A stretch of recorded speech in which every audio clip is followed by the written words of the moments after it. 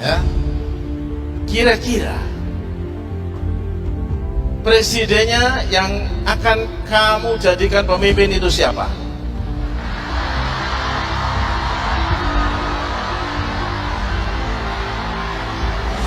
Jawab aja, jujur aja, nggak usah ragu-ragu, nggak usah ragu-ragu. Diam. Saya ingin kejujuran yang hakiki, kejujuran yang hakikat. Ayo, jawab. Izin menjawab, Pak. Dari 3 yang ada. 3. Dari 3 yang ada, siapa yang akan menjadi pemimpin Indonesia? Anies Baswedan, Pak. Anies Baswedan. Tidak masalah, tidak masalah. Tidak masalah. Oke. Sekarang saya tanya kedua. Siapa yang akan memimpin Indonesia? Anies Baswedan. Anies Baswedan.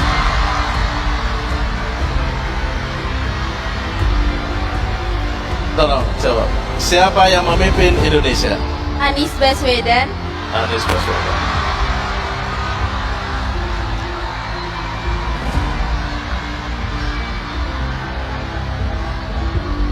Tidak masalah, ya, tidak masalah, tidak masalah. Ini adalah pilihan dari kalian bertiga, ya. Walaupun beda pilihan dengan saya. Nah, ini Bang, mensyaratkan kita mengubah cara pandang kita terhadap pembiayaan. Kita tuh ada istilah ini Bang, mandatory spending Bang, ya, di dalam fiskal kita ini. Ya.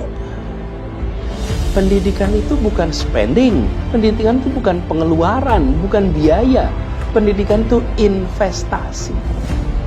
Kalau kita membangun jalan tol, membangun bandara, membangun pelabuhan, kita pandang itu sebagai investasi. Karena itu kita mau hutang sebanyak-banyaknya. Karena ini adalah investasi infrastruktur. Kenapa kita tidak melihat pendidikan itu sebagai investasi? Anies Baswedan mengkritik pemerintah tidak melibatkan organisasi sipil dan masyarakat dalam mengatasi masalah pendidikan saat ini. Anies mengatakan, upaya pemerintah menyelesaikan masalah pendidikan saat ini jauh berbeda dengan yang pernah dilakukan oleh Presiden pertama Indonesia Soekarno. Bakal calon presiden itu menyebut Soekarno melibatkan masyarakat saat berupaya memberantas buta huruf. And I sought my consolation in books.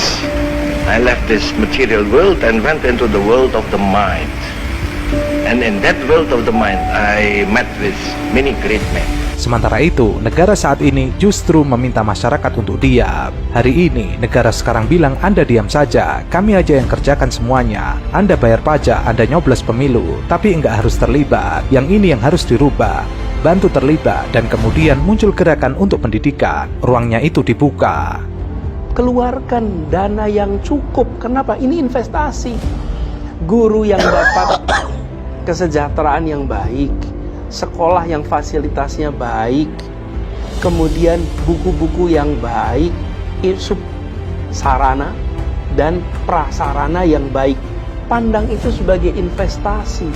Selama bangsa ini dan selama pemimpin-pemimpin di bangsa ini memandang pendidikan sebagai pengeluaran, maka pendidikan akan maju.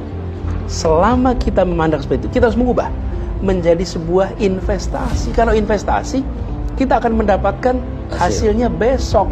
Lalu ada yang menyebut begini Bang, pendidikan itu mahal. Ya, pendidikan itu mahal. Tapi ketidakterdidikan itu jauh lebih mahal lagi Bang. Ya, jadi kalau disebut education expensive, yes, education is expensive, but ignorance is more expensive. Menurut Anies, saat ini pemerintah memonopoli pendidikan. Saat ini pemerintah juga memandang pendidikan sekedar program, bukan gerakan. Anies berpendapat pendidikan seharusnya menjadi gerakan dan dibangun dengan kolaborasi. Salah satunya dengan melibatkan organisasi sipil dan tenaga pendidik. Seringkali pendidikan dipandang sebagai program lalu dimonopoli oleh pemegang kewenangan. Siapa pemegang kewenangan? Pemerintah, wujudnya dinas, wujudnya kepala sekolah. Lalu dianggap itu adalah wilayahnya pemerintah saja. Di luar sana ada banyak sekali aktivis pendidikan dengan segala macam terobosan. Kenapa pemerintah tidak membuka pintu dan mengajak mereka terlibat? Anies juga berpendapat penghargaan terhadap guru harus ditingkatkan. Salah satunya dimulai dengan menjamin dan memastikan kesejahteraan guru. Dan kalau ingin Indonesia maju, pendidikannya harus maju. dan artinya gurunya harus maju, dan termasuk gurunya harus tenang-tenang apa, pendapatannya cukup. Tapi fokus kepada peningkatan kualitas guru. Guru itulah kuncinya. Bang Karni, kalau tanya sama anak-anak, Bang Karni, kita aja lah, nggak usah anak-anak lah, kita aja. Kita suka sama mata pelajaran itu karena bukunya atau karena gurunya, Bang? Ya, guru. Gurunya. Jarang kita suka karena bukunya, Bang. Gurulah yang membuat kita menyukai sebuah mata pelajaran. Bila guru sejarah itu menyenangkan, jadilah kita suka pada pelajaran sejarah. Bila guru fisika itu menyenangkan, sukalah kita pada pelajaran fisika. Nah, kualitas guru ini penting sekali. Guru yang bisa mengajar dengan baik, tentu menguasai materinya. Dia bisa menyenangkan, bisa seperti teman, bisa menginspirasi. Bang, ini harus menjadi program fokus kita serius. Sementara itu, PDIP merespon pernyataan Anies itu. Politikus senior PDIP, Hendrawan Supratekno, menganggap Anies terlalu berlebihan, generalisasi dan dramatisasi yang berlebihan.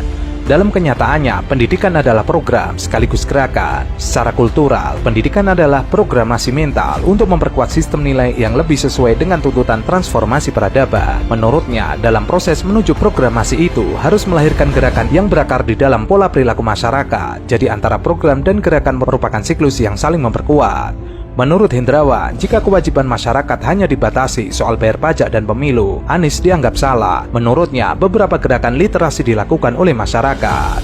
Peningkatan kualitas guru kita. Bila ini kita kerjakan dengan serius, maka dampaknya akan luar biasa. Yang kedua, terkait dengan guru adalah kepemimpinan.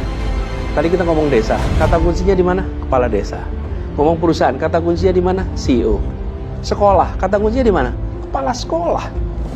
Begitu, ini studinya menunjukkan, begitu kepala sekolah itu memiliki kepemimpinan yang baik, semua faktor konstan, maka akan terjadi peningkatan 12% dari kinerja sekolah. Di saat pemerintah pusat akan memotong dana pendidikan untuk sekolah-sekolah, Anies malah mengucurkan dana hibah 538 miliar untuk kesejahteraan guru honorer di Jakarta. Wajar akhirnya banyak guru-guru di daerah cemburu dengan di Jakarta dan ingin menjadi warga Jakarta. Guru dinilai memegang peranan yang sangat penting dan strategis dalam melaksanakan sistem pendidikan di tanah air. Hal itu diungkapkan Anies saat menghadiri konferensi kerja PGRI DKI Jakarta. Anies juga berpesan agar PGRI beserta seluruh anggotanya perlu terus mengembangkan diri.